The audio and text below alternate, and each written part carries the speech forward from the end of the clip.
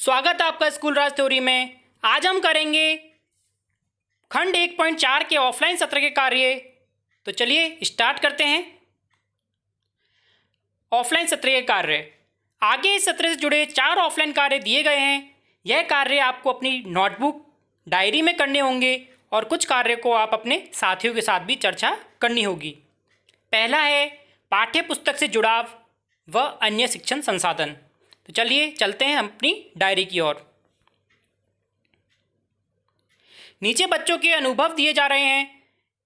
इनमें आप अपने इलाके से कम 3 और जोड़िए। खेती के काम में हाथ बटाते हैं, किसी खेल की टीम में भाग लेते हैं, तरह तरह के औजारों का प्रयोग करना जानते हैं। ये लिखे गए हैं। 3 अपनी मर्जी से हमें जोड़ने हैं। घर की साफ सफाई में हाथ बटाते हैं, बाजार से खरीदारी में हाथ बटाते हैं, भोजन बनाने व मिठाई बनाने में सहयोग करते हैं। अब बालकों के इन अनुभवों का हमें निम्न प्रकार से उपयोग कर सकते हैं। पहला अनुभव फसल उत्पादन कृषि के क्रियाकलाप पाठ में विज्ञान विषय में कर सकते हैं। द्वितीय अनुभव का उपयोग विषय स्वास्थ्य शिक्षा तथा विज्ञान या गणित में गति की अवधारणा, चाल, दूरी, ज्यामितीय आकृतियाँ आदि में कर सकते हैं। तीसरा अनुभव का उपयोग विज्ञान विषय में कर सकते हैं व चतुर्थ अनुभव का उपयोग विज्ञान पर्यावरण विषय में घर की साफ सफाई या साज सज्जा में कर सकते हैं। 5वें अनुभव का उपयोग गणित विषय के एक एक नियम, लाभ हानि, प्रतिशत तथा विज्ञान विषय में खाद्य सामग्री व विभिन्न वस्तुओं से संबंधित पाठ में कर सकते हैं। 6ठे अनुभव का उपयोग विज्ञान विषय के पदार्थों का पृथक्करण, खाद्य सामग्री का रखरखाव से संबंधित पाठ में कर सकते हैं। दूसरा देखते हैं वैचारिक विस्तार। अपने समूह के शिक्षकों के साथ व्हाट्सएप पर इस प्रश्न पर चर्चा करनी है। प्रश्न है, क्या शिक्षण के लक्ष्य को बच्चों के ज्ञान और संदर्भ से जोड़ना जरूरी है? बच्चों के संदर्भ में विविधता होती है और इसके बारे में क्या करना चाहिए? उत्तर है, शिक्षण के लक्ष्य को बच्चों को ज्ञान और संदर्भ से जोड़ने में तेजी से सीख कर लक्ष्य को प्राप्त कर सकते हैं और अवधारणाओं के विविध रूप को सार से निकाल पाएंगे। दूसरा है, बच्चों के संदर्भ में विविधता होती है, अतः विषय वस्तु में अवधारणाओं को बालकों के अलग अलग अनुभवों से साझा करना चाहिए ताकि बालकों को एक समूह परिवेश मिल सके व सीखने में एक दूसरे का सहयोग कर सके। तीसरा है, खुद करने की बारी। आपको लिखना है कि अपनी शिक्षण योजना में बच्चों के संदर्भ और उनके ज्ञान कौशल का उपयोग सीखने सिखाने की गतिविधि में कहाँ शामिल करेंगे। बालकों का तीसरा अनुभव तरह तरह के औजारों का प्रयोग करना जानते हैं का उपयोग सामाजिक विज्ञान विषय के इतिहास से संबंधित पाठ 8 खुशहाल गांव और समृद्ध शहर में कर सकते हैं।